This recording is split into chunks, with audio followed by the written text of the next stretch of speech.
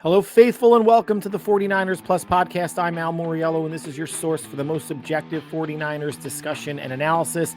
And today we're going to be recapping the 49ers' essentially season-ending loss 12-6 to the Los Angeles Rams. We're going to be going over game stats, Greenlaw's return, Devondre Campbell quitting on the team, Deebo's performance, how Brock played, Kyle Shanahan calling the offense, the defense overall, but then specifically in the fourth quarter. And then the big question of what now with the Niners essentially all but eliminated from the playoffs. So let's get right into it, everybody. Ugly game. Weather set the tone for how ugly this game was going to be. San Francisco and for the Rams as well, right? This wasn't a beautiful or masterful or even mediocre, offensive performance that the Rams put on, especially in the first half. Matthew Stafford looked scared to throw. He was wildly inaccurate. And the Niners and Rams were tied 3-3 at the half. For then the Niners went up 6-3 in the second half, and that concluded their scoring. But let's just touch upon some quick overarching stats. Then we're going to get into some of the big things that we all noticed watching that game. So overall yardage, 302 for Los Angeles, 191 for San Francisco. Turnovers, none for the Rams, one for the Niners. First downs, 14-11 Rams. Time of possession, Rams had a 10-minute time of possession advantage. Third downs, Rams weren't great, 4 of 15. It's about 27%, which is where you want to be if you're a 49er defense. But the Niners on offense were worse. They were 3 of 12. Not much worse, but converting 25% of the time. Neither team really had much of a chance, really sustained anything in the first half while it was raining. The Rams made some, much needed adjustments or just became a little bit more efficient, a little bit more crisp offensively in the second half. And credit to the Rams defense for really putting the shackles on the Niners offense in the rain, when it stopped, and in the fourth quarter when it started, lightly spritzing again. Penalties, Rams 4 for 40, San Francisco 4 for 25, so marginally better, but naturally the untimely nature of the penalties. One that jumps out to me, an offensive pass interference call on Kittle when they were, I think, starting at their own 20 on basically a wide receiver screen to Deebo or a tunnel screen. Kittle got out there a little early, made contact with his man before Deebo caught the ball, OPI, and they started 1st and 20 from their own 10, essentially killing that drive. Purdy, we all know, guys, not a good game. 14 of 31, 142 yards, 1 interception, was sacked 3 times. Stafford, on the other hand, marginally better, 16 of 27 for 160, no touchdowns for either quarterback, was not sacked at all. Running the ball, Niners, terrible, 19 for 63. The Rams, 38 for 142. As far as receivers go, Kittle had 4 receptions, Jennings 2 for 31, and Guerendo 4 for 18. I think Kittle was 4 for 61. So I don't know what was the bigger surprising takeaway, Brock struggling the way he did or the running game struggling the way it did. I mean, if you were to ask me or other level-headed Niner fans, and there are some out there, especially the ones that are watching this or listening to this, if you said what has the better chance of happening, Brock 14 for 31, 142 and a pick, or the Niners running game in total going 19 for 63, it's like a toss-up. I guess you would maybe pick the running game, maybe because you wouldn't think Brock would have that type of performance, especially since he went for 292 and 3 touchdowns, all to Juwan Jennings the first time these two teams played. Granted, indoors, there wasn't a moderate rain coming down for basically the entirety of the first half, which equally affected Stafford, and we're going to get into that in a little bit. But the Rams running game, which was bottled up in the first half, came to life in the second half and had significantly more than half of their yardage, close to, I think, 70% of their rushing yardage came in the second half. And that just kind of goes along with the Niners defense as well as they played. No defense let up a touchdown, right? On either side. but how the Niners defense wore down and the Rams were able to get 9 points in the fourth quarter compared to none for San Francisco. We will get into that more in a little bit. Dre Greenlaw made his much anticipated debut, played essentially half the game of 64 snaps. He played 30, went out in the early second half, 8 total tackles, 3 solo, and you saw the energy. Like, he was involved from the jump, getting involved on a couple, at least one tackle on the first drive, on the being a 3 and out by the Rams. I mean, teams punted their first 2 drives apiece. Greenlaw made, we could theorize that he made a difference in the running game since he was there in the first half and not the second half. That's very possible. It was raining in the first half, not the second half. That could have had something to do with speeding things up for the offense and not making it as maybe sloppy footing. That maybe gives the defense a bit more of a chance because there's not going to be hard planting and cutting, like you're running a little bit more cautiously in the rain. Bottom line, Greenlaw out, good run defense, good defense overall. Greenlaw in, good run defense. Greenlaw out, bad run defense. Do with that as you will in terms of putting that together. Now, as you know, soon to be former 49er linebacker Devondre Campbell refused to play in the third quarter. Did not want to go out there.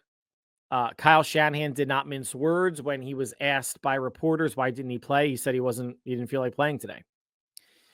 Went back, I guess once that happened, he went to the locker room, and George Kittle, Kyle Shanahan, and Charvarius Ward, I'm sure there were others, had some choice and strong words for Devondre Campbell, pulling that stunt. And Campbell was tagged to go in.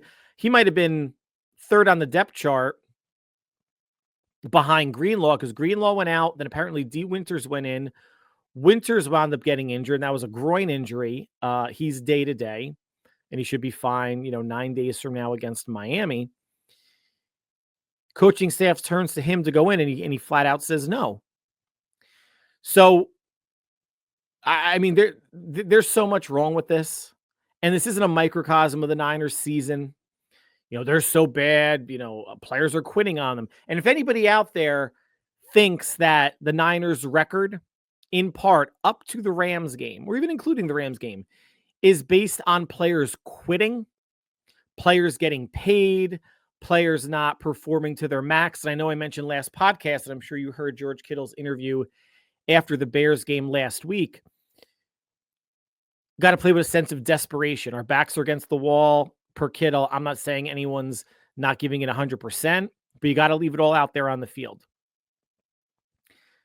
If there's any semblance of truth to what Kittle was saying, that maybe some players weren't going all out all the time, that's different than quitting. Campbell quit. I know social media and fans, short for fanatics, throw hyperbole around like it's their job. Oh, he sucks. He quit. He should be cut. He should be benched. He's not worth $10 million versus $50 million. Over the top language, right? No one on the Niners quit. They've just been losing games. Things haven't been clicking. Devondre Campbell quit. He hasn't been cut yet. Kyle Shanahan said in no uncertain terms that he will not be on the team moving forward. I guess it's just a matter of when they can release him. And I guess they're waiting until after the games on Sunday, or including maybe the Monday night game. I'm not sure. But he'll get cut. And then I'm assuming that's going to mean that second-year linebacker Jalen Graham probably gets elevated permanently to the 53-man active roster. If he hasn't been already, I would have to double-check on that. I believe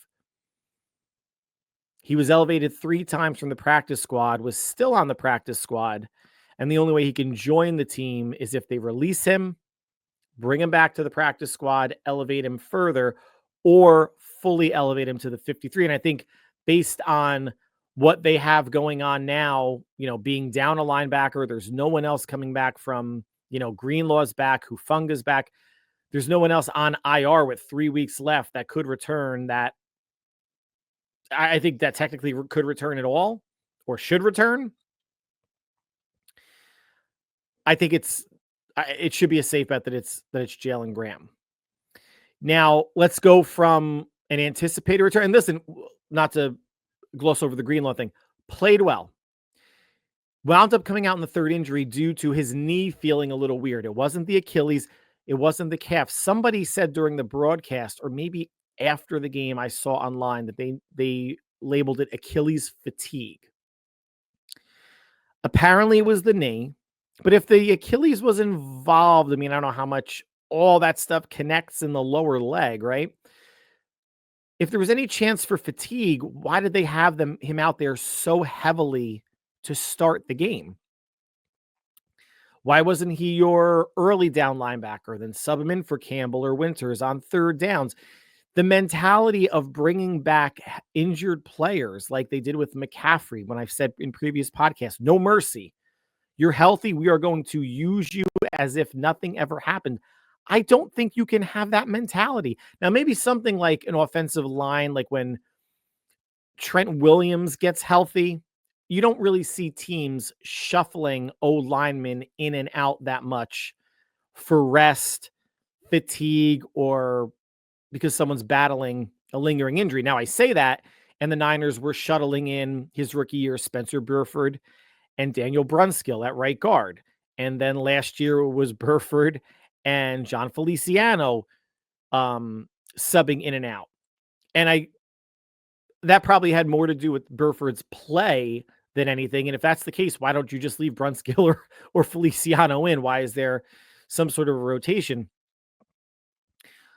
But there was 2 weeks of practice for Greenlaw? And then no matter what you do, you can't simulate game speed. You can't simulate game hits, game cutting, game quick twitch on the muscles, on the fibers, on the ligaments. You just can't do that.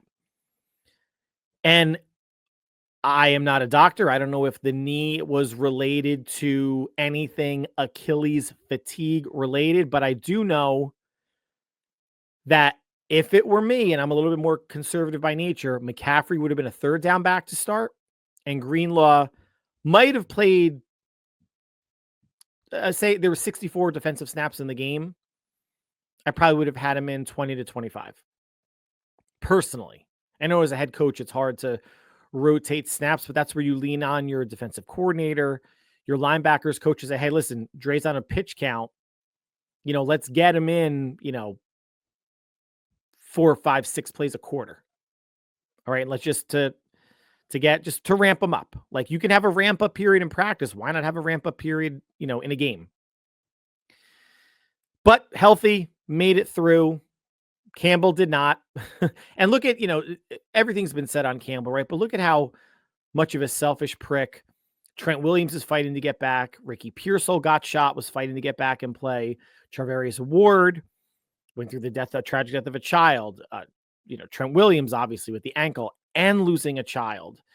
Bosa, fighting back from injury. Ayuk with his ACL. I mean, there's so many players that are probably injured that wish they could be playing on injured reserve, and Campbell could and decided not to. And I don't understand the thought process of, Devondre, this was the plan. You were a placeholder. You were a stopgap until Greenlaw came back. What did you think was going to happen when he was ready? I'm sure it was communicated to you leading up to Thursday that Dre was going to start. I can't imagine them just pulling that on you or springing that on anybody an hour before the game. Now, if you want to get insulted that Winters came off the bench before you, fine. But you've been in this league long enough. You're an adult man. You should be a little bit more stand-up and not, frankly, just a pussy that, I don't want to play. Because now that's affecting the other 47 guys that dress, the other 52 on your roster, plus your practice squad, plus your coaches, plus your employees in the building, plus everyone out there that's laughing at you or disgusted with you that saw that game. And I don't know if anybody knew at the time. I think it was after the game. But what a weak-ass move. And that probably ended your NFL career. And honestly, rightfully so. Who's going to trust you now, man? So from Greenlaw and Campbell to Deebo. So Deebo making a mild stink in social media, which he's allowed to. Like, listen, he's a well-compensated receiver that's done some big things for this team. That big things are expected and will continue to be expected for as long as he's on the 49ers. 5 total touches. 5 touches where he was involved. 9 targets or handoffs in some. 7 targets through the air. 2 handoffs. 3 for 16 receiving. 2 for 3 rushing. And a huge drop that we all saw when it was 3-3 in the third quarter. That was a house call. That was a touchdown. When you look at the instant replay, he catches that. He's got his corner beat. Jennings is coming over to block the safety.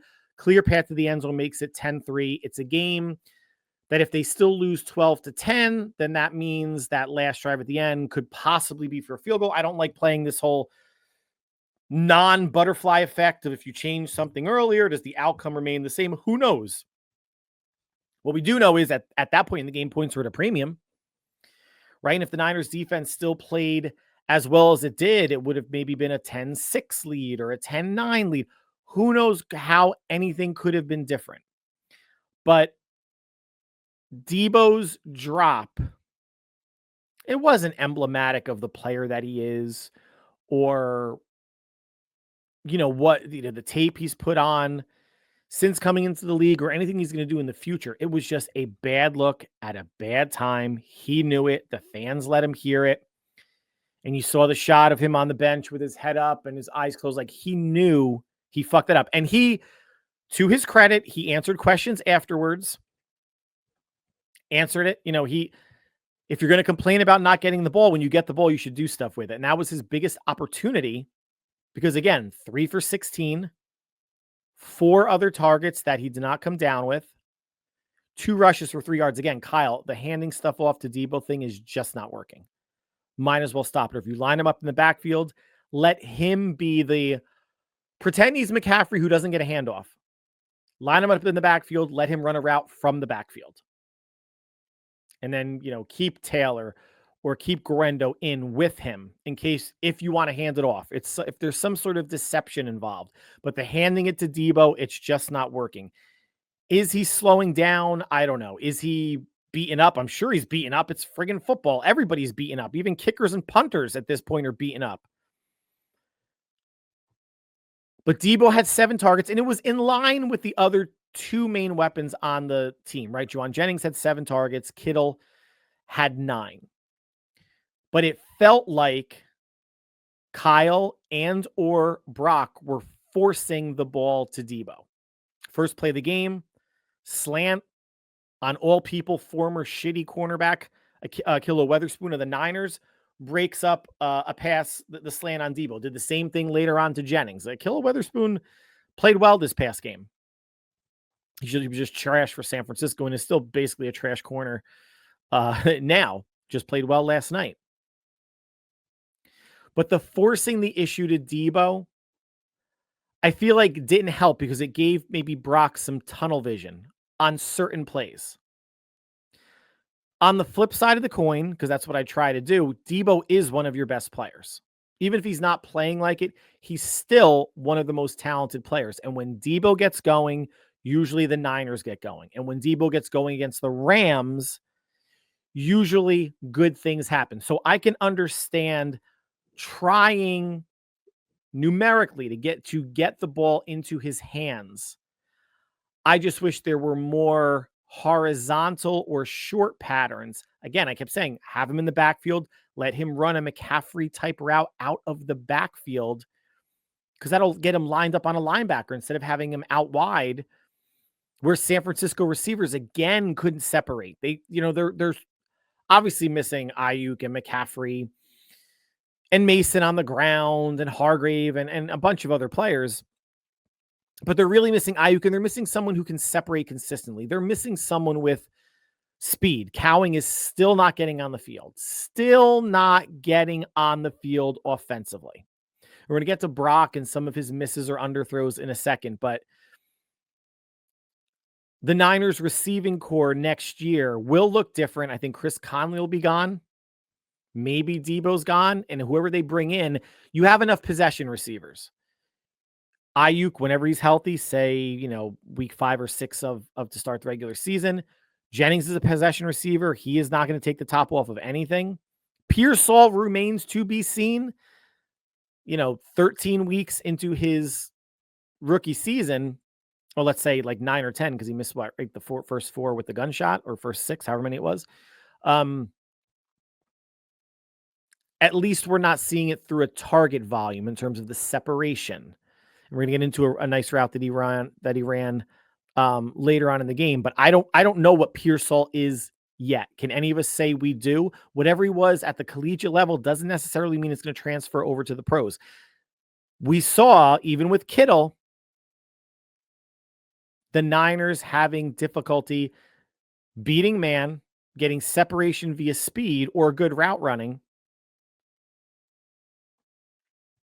And when Kyle did dial something up really nice, hitting Deebo right in the breadbasket in stride, it gets dropped. And I think maybe I think that could be symbolic. I'll go back on my word. That's symbolic of the Niners season. Inopportune errors, penalties, dropped interceptions, missed field goals, bad kickoffs, bad kick return coverage, just missed opportunities. No team plays a clean game every game, or even 90% clean.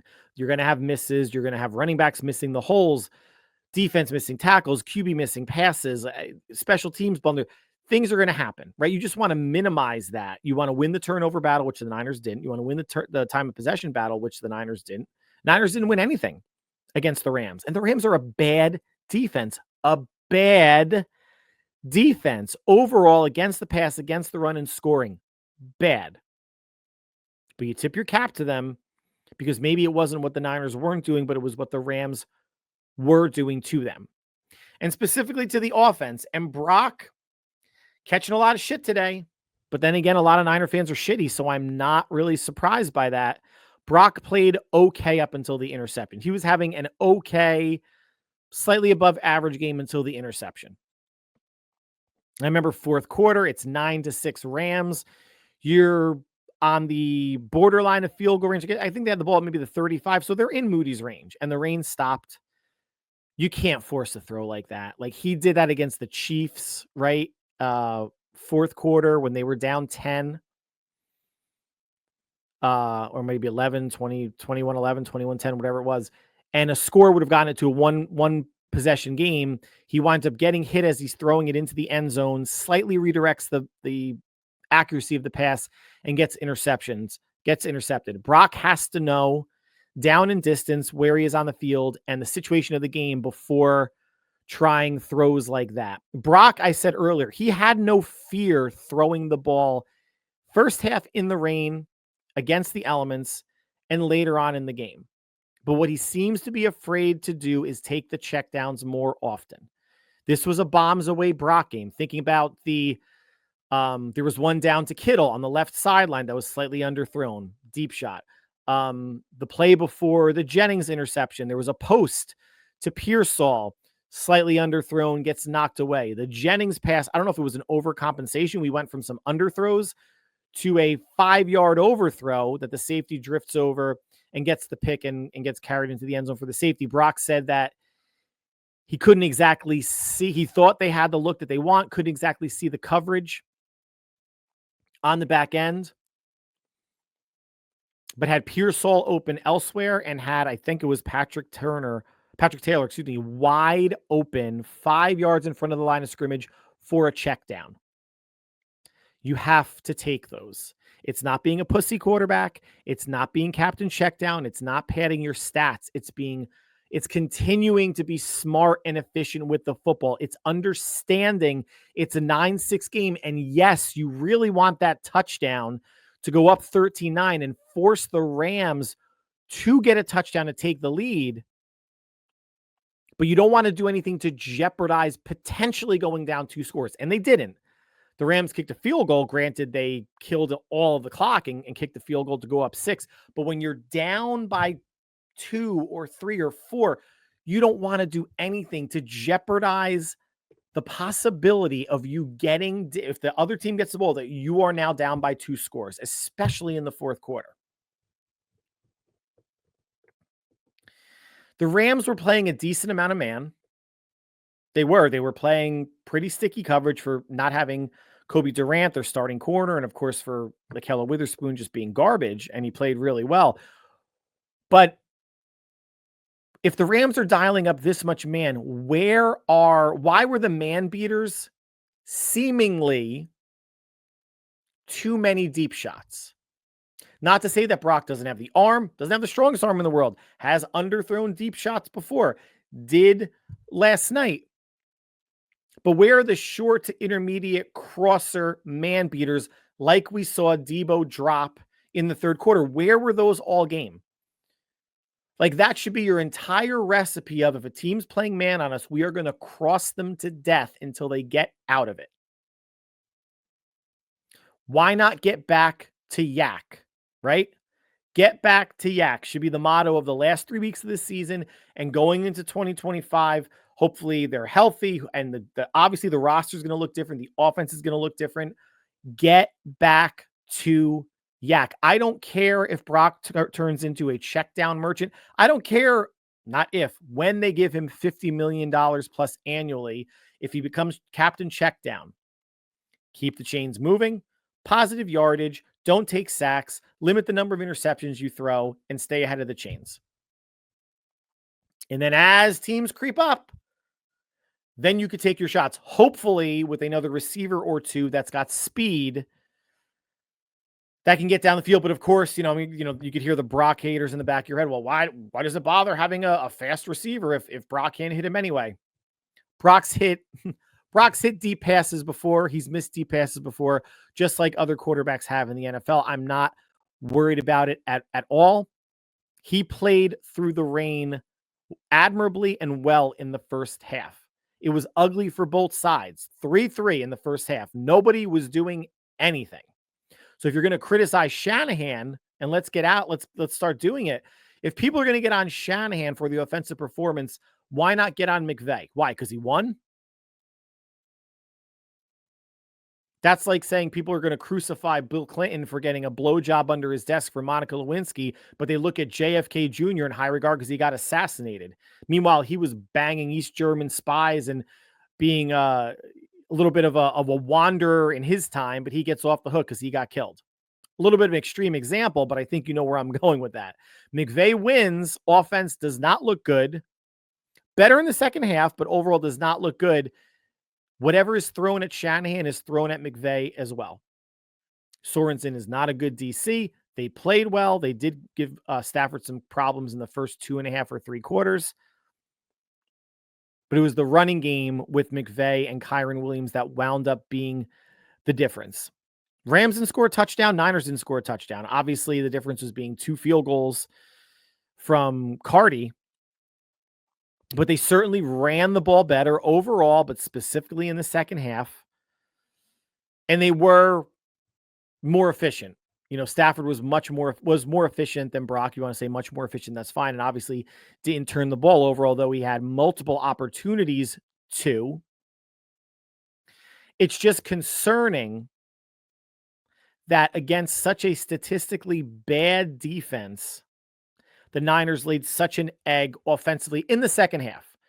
First half was a wash, for both sides because of the rain. The second half, you would have liked to see the Niners muster up more than just 1 field goal. And they could have if Deebo caught that touchdown, but even then, no guarantee that they wind up winning that game, or who knows what crazy stuff could have come off of it.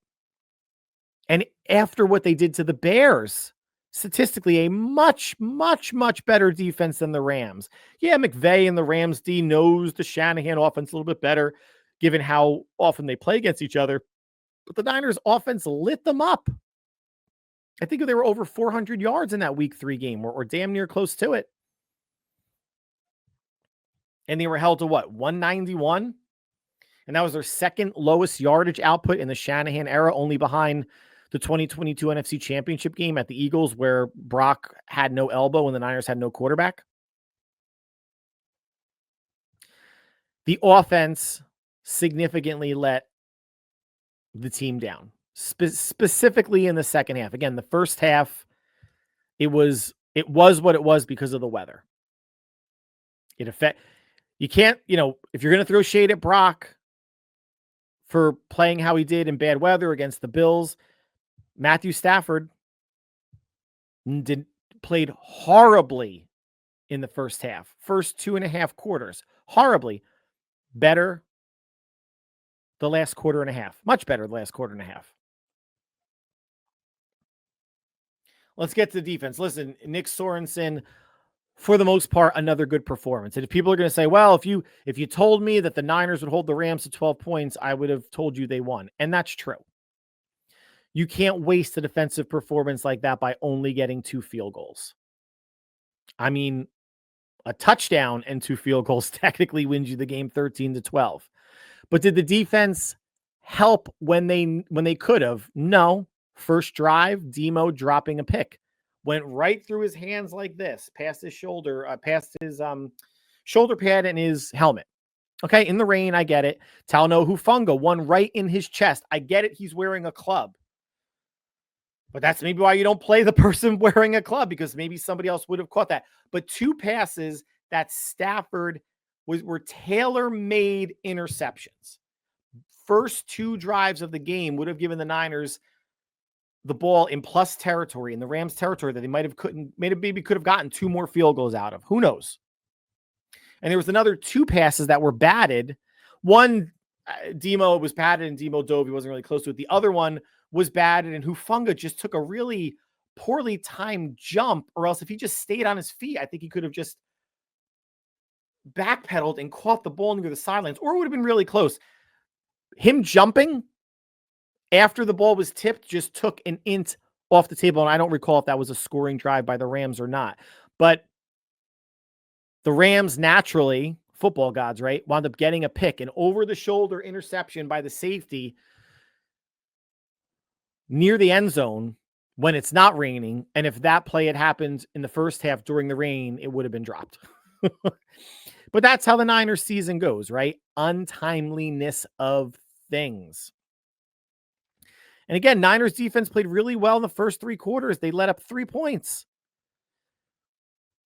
But they wilted in the fourth. And if you're going to say, yeah, well, the offense needs to do their part too, I get it. And I agree.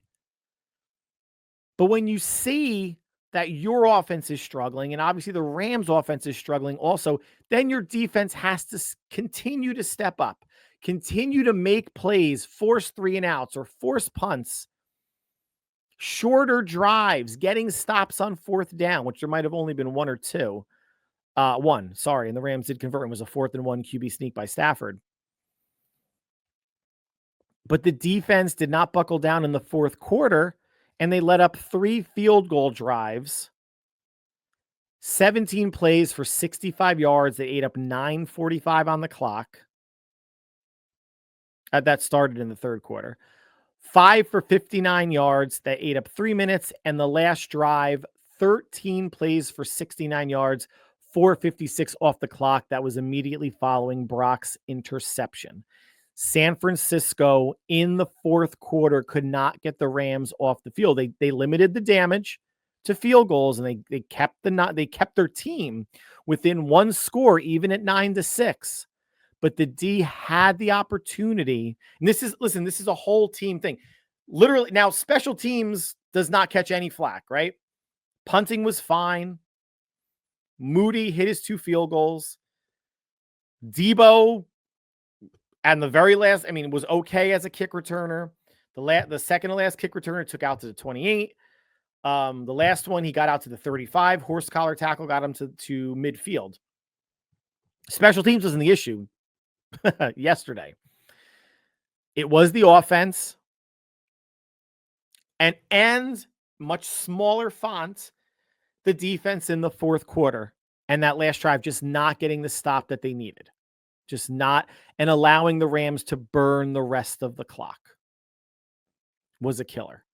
But I'm not absolving the offense at all. I'm not absolving Brock. I'm not absolving Kyle. The offense does anything or, 10% more Maybe they get another field goal out of it, or Brock doesn't throw that interception, and things could be different. But that was a gotta have it drive by the defense. Gotta get a stop drive by the defense, and they didn't, unfortunately. Unfortunately. A lot of blame to go around. And it brings us to the question of what now? So the playoffs are done. You saw the stat. They have a 0.1% chance of making the playoffs. They're done. At 6-8, they're done. 3 full games behind the Rams. Still, 2.5 games behind Seattle. We'll see what they do against Green Bay. It's over, and that's okay. This was pulling off the Band-Aid quickly. I was laying out, a scenario. Well, there were scenarios where the Niners could have won the West at 9-8. And I guess if they win the next 3 games, or get into the playoffs, I don't know. I'm not going to go through those permutations because we all know it's over. But in terms of these last 3 games, I think, Nick Bosa said it best in the post-game press conference, quote, "These last 3 games, we'll find out who wants to be here." And I think maybe that was a result of Devondre Campbell quitting on the team. Not like anybody else is pulling that, of course, or pulling anything close to that. But I think Bosa, if what Kittle said was true last week about like, hey, I'm not saying guys are giving up on stuff, but we're not giving maximum effort every single time. If Bosa is seeing some of that, then the next 3 weeks, and some players are players that are not under contract, like a Charvarius Ward, who they're not going to re-sign because they gave money to Deebo. How does Dre Greenlaw look? How does Hufanga look? I don't imagine them bringing back both because I just don't think they're going to be able to afford it. Are there players that after this year have 1 year left that just don't feel like a fit and get cut? I don't know. But I think he is right. I think the message from the leaders of the team, they understand, I think, where they're falling in the playoff pecking order. That was, they needed to basically win out to give themselves a realistic chance. And now that's over. But you're prideful athletes. You're still competitors. You're prideful men. You're not going to go out there and quit and lay an egg in Miami or do anything that some fans may say, oh, just lose out for the draft pick. You can root for that. But that's not how they're thinking. And Shanahan's not going anywhere. Lynch isn't going anywhere. Brock's going to get extended. They have a very talented core that's going to come back with some retooling needed for sure. But I think Bosa's right. They are going to find out who's going to be here. Now, players that are injured, like Trent Williams with the ankle, Fred Warner with the fractured foot, Dre with the knee and the potentially, fatigued Achilles, Bosa, who played, the vast majority of the snaps, usually his workload, or anybody else that's banged up. I know, Winters has the groin. I believe the groin. Jair Brown came out with an injury. Or was day-to-day. Both those players are considered day-to-day. But is there anyone banged up, that would just behoove them to sit? I think Trent Williams, and they finally showed the right Trent Williams, not the dude on the sideline wearing the gray hoodie, but when Trent Williams was in the box, he still had his scooter next to him that he would put his leg on. And if that's the case, that means he can't even walk or not walk that well. There's no reason to put Trent Williams back on the field. Give Jalen Moore an extended audition as a potential swing tackle, and he's played pretty well. They still should draft a tackle and a guard / center in the draft. They should draft 2 offensive linemen. They should draft 2 defensive linemen and potentially bring one of each in free agency to beef up maybe some of the weaker areas. A Jake Brendel, give Colton McKivitz some competition. Who's the left guard in place of Aaron Banks, who's going to be gone? Is it going to be Ben Barch, who's on IR with the high ankle sprain? There are holes. There are things that need to be figured out.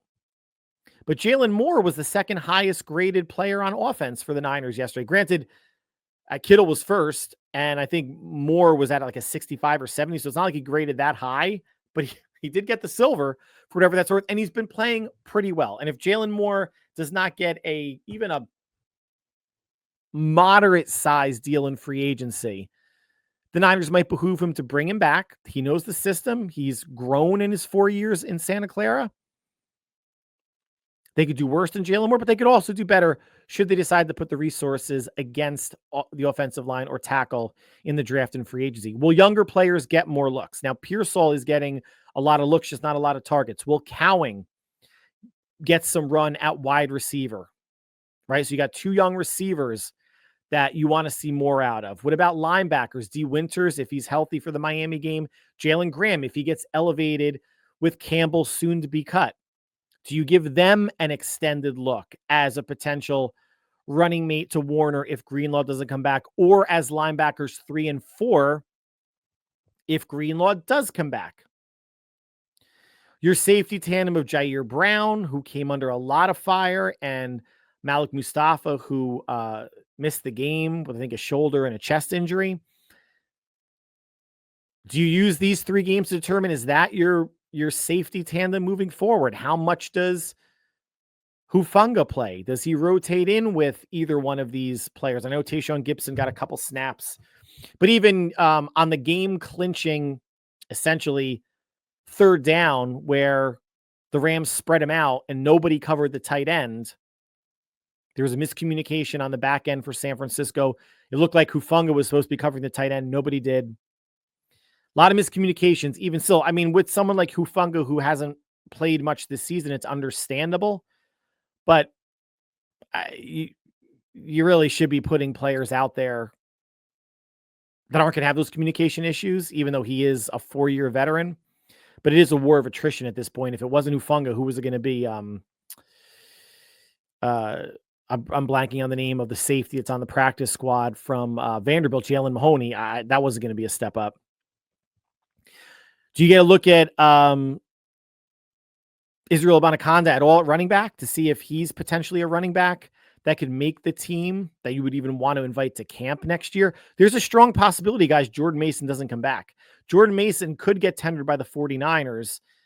They could probably tender him a 2nd-round tender like they did for Juwan Jennings, but that would cost about $3 million. You're going to spend $3 million on a back that if McCaffrey doesn't miss time, he's not going to get any touches? Or if you're comfortable enough with Isaac Guerrero making less than $1 million, do you just roll with him? I would love Jordan Mason back, and maybe they can work out a long-term deal where, a 3-year deal, 3 years, $4.5 million. So maybe it's only, if the cap hit is half as much as a 2nd-round tender. But he very well could be gone. I don't think Keyshawn Vaughn is part of the future, but Israel Abanikanda could be. Do you start looking at Nick Zakiel on the O-line at either left guard or center? Now, Banks is healthy, so you have to figure Banks is going to play, but do they look at him and sit Brendel for these last 3 games? Because they do have Zakiel under contract in 2025, along with Spencer Burford. Not to say that they couldn't get bumped off the team by another draft pick, by a free agent. They've been grooming Zakiel for interior line / center duties for 3 years now, excuse me. Why not take a look? How about Tonjes as the backup tight end as a receiving threat? As a receiving option. Why not? I mean, he's 24. I would still love to see that position be addressed in the draft and by a different free agent next season, but why not take a look? Best they could do now is let's get the young guys some run, right? Hopefully there's no disastrous season-ending injury or injury that would put the beginning of next season in jeopardy. But they can play spoiler. I think Miami's hanging on to like a wild card hopes by a thread. Detroit and Arizona, you can play spoiler, but actually, play spoiler for Miami and Arizona, maybe not for Detroit, just because I don't want any chance of the Eagles getting the number 1 seed. I have nothing against Detroit. Eagle fans are the lowest of the low. Despise that team. Not as much as I do the Cowboys and the Packers and the Seahawks, but I would, and it's not like, I would let Detroit win. Detroit's going to roll through San Francisco. They are. But I'll gladly take that loss if it means that the Lions clinch the number 1 seed. Next podcast, I think, or in a future podcast, maybe the next one, I'm just going to leave you guys with this thought. A lot of discussion now about how the door is officially closed, or the window is closed, or your garage door, whatever things can close in your house that are openings. it's officially closed with the San Francisco 49ers because now they're going to have to make the decision with Brock and they're going to be losing some players. Yes. And I mentioned before, and we can maybe detail this maybe next podcast, because the games, as much as I'm going to watch them and be into it, they officially matter less now, right? They just do. But players like a Brendel, like a Ward, like an Eric Saubert at tight ends, who knows about Greenlaw and Hufanga, who knows about some, Kevin Givens on the D-line, Javon Hargrave, Deebo Samuel. This team is going to be younger next year than they are this year. They're going to get younger. Hopefully they get faster as well. But everyone's saying the door is closing because of paying Purdy. And we're not going to get into the whole nonsense of, I saw earlier, like his floor of his salary is $40 million. I'm like, that's not his floor. The floor is 50, probably. That's the floor. And if he wants to be really generous and give the team a nice hometown discount, the floor is 48. But his agent's not going to be going for that. But everyone's equating the window's closed. The championship window is officially closed for the 49ers. Correct. For this season. The window officially opens again in March. It just does. And we're going to go over it. They're still going to be bringing back a lot of cornerstone talent. And you're going to have to answer this question for me, not you as the audience, which again, I greatly appreciate you if you're taking time to listen, but media members, Niner haters, Niner doomsayers, Niner piss and vinegar fans, and air quotes.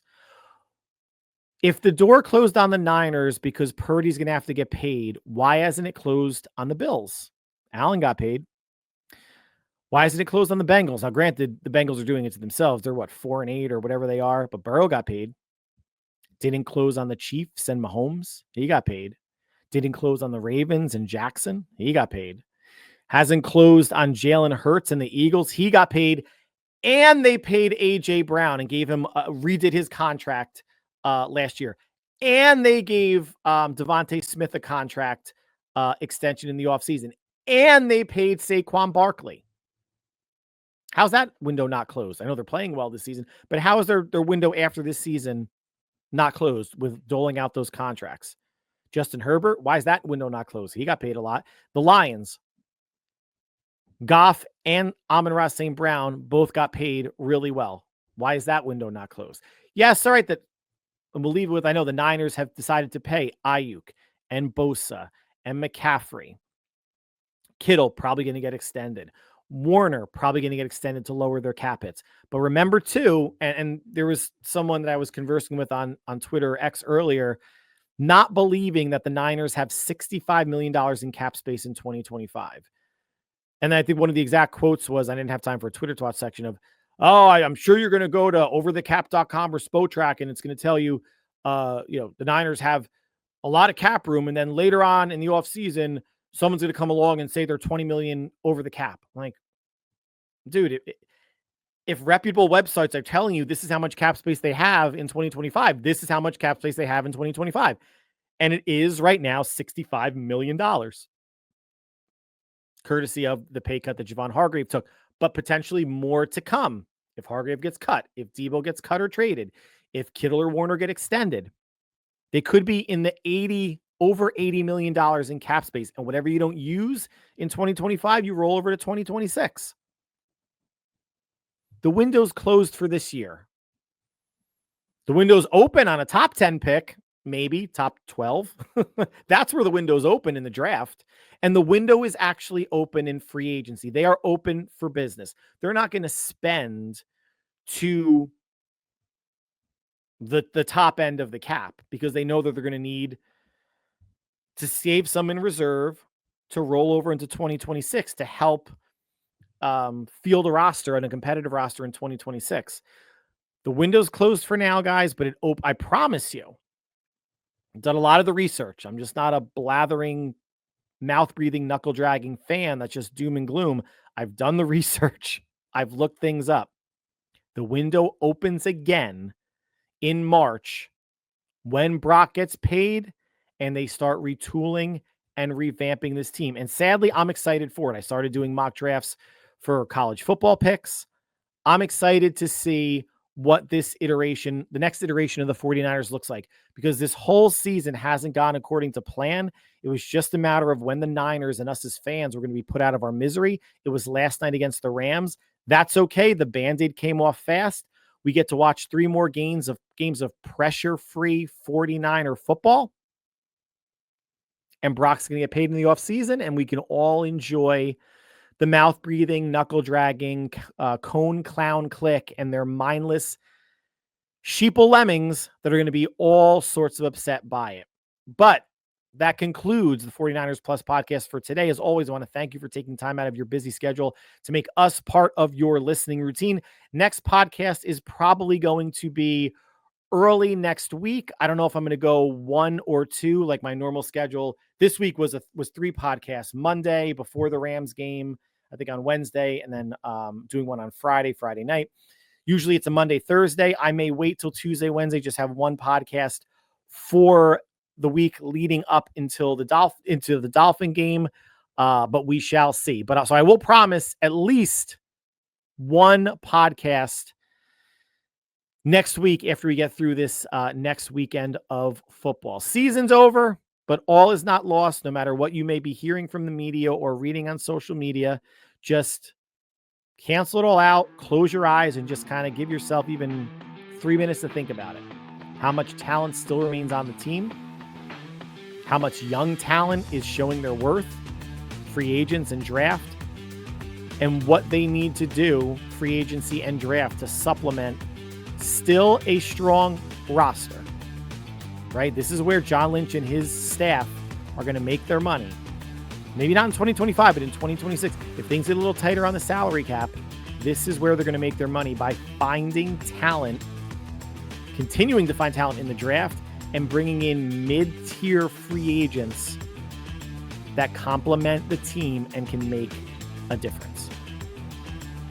So that is all for tonight. Thank you again for listening. Whatever you're doing between now and when we speak again, stay happy, healthy, and safe, and we will talk soon. Take care.